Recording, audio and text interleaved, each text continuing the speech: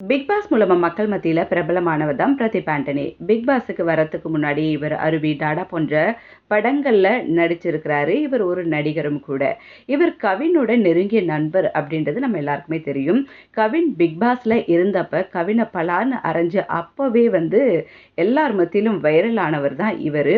மறுபடியும் big pass கண்டஸ்டண்டா வராரு அப்படின்னு தெரிஞ்சதும் அவர் மேல நிறைய எதிர்பார்ப்பு இருந்துச்சு. ஆரம்பத்துல இவர் பிடிக்காம இருந்தாலும் போக போக இவரை நிறைய பேருக்கு பிடிச்சிருந்துச்சு.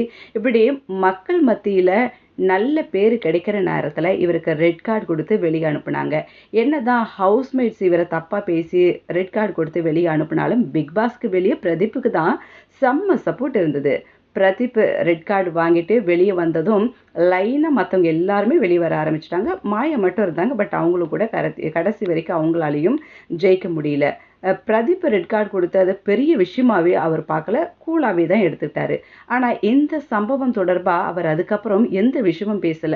எந்த இன்டர்வியூவும் குடுக்கல. இது மூலமா எந்த ஒரு பப்ளிசிட்டி அவர் தேடாம இருந்தாரு. மறுபடியும் சினிமாவுல கவனம் செலுத்த போறதா சொல்லி யாருமே இதுக்கப்புறம் பிக் பாஸ் பத்தி பேசிட்டு இருக்க வேண்டாம். ரெட் கார்ட் பத்தி பேசிட்டு இருக்க வேண்டாம். அவங்களோட பொழப்பு போய் பாருங்க அப்படின்ட்டு அவரோட ஃபேன்ஸ்க்கெல்லாம் இவரு அட்வைஸ் பண்ணியிருந்தாரு. இப்படி போயிட்டு இருக்க நேரத்துல பாருங்களேன், நம்ம பிரதீப்புக்கு நேத்து அதாவது ஜூன் 16 இவருக்கு என்கேஜ்மெண்ட் நடந்து முடிஞ்சிருக்கு. இந்த சந்தோஷமான விஷயத்த பிரதீப்பே தன்னுடைய எக்ஸ் வலைத்தளத்துல ஷேர் பண்ணியிருந்தாரு. தன்னுடைய வருங்கால மனைவி கூட நிச்சயதார்த்தம் அப்ப எடுத்த ஃபோட்டோஸ் எல்லாம் ஷேர் பண்ணியிருக்கிறாரு. என்ன சொல்லியிருக்கிறாருன்னு பார்த்தீங்கன்னா, "பரவாயில்லையே எனக்கெல்லாம் கூட என்கேஜ்மெண்ட் முடிஞ்சிருக்கே. என்ன நம்பிலாம் கூட பொண்ணு குடுக்க ஆரம்பிச்சுட்டாங்களே! பரவாயில்லையே! இதெல்லாம் 90ஸ் கிட்ஸோட பெரிய சாதனைங்க" அப்படின்லாம் சொல்லியிருந்தாரு.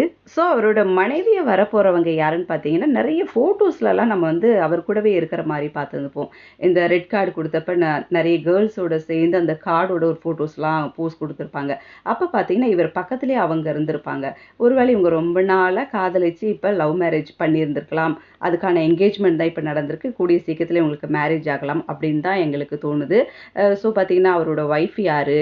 இவங்க லவ் மேரேஜா? அரேஞ்ச் மேரேஜா? இல்ல ஃப்ரெண்ட்ஸா? இல்லன்னா இவங்களுக்கு ஃப்யூச்சர்ல எப்ப இவங்களுக்கு மேரேஜ்? இப்படி எந்த ஒரு விஷயத்தையுமே இதுவரைக்கும் சொல்லல. இனிமே சொல்லுவாருன்னு நெனைக்கிறேன். பார்க்கலாம். எவ்வளோ சீக்கிரத்தில இவரு சொல்றாருன்ட்டு. ஸோ நான் நெறைய விஷயங்கள எப்படி நான் சொல்ல வரேன். அதுக்கு நீங்க எங்களோட க்ரானிக்கல்ஸ் தமிழ் சேனல சப்ஸ்கிரைப் பண்ணுங்க.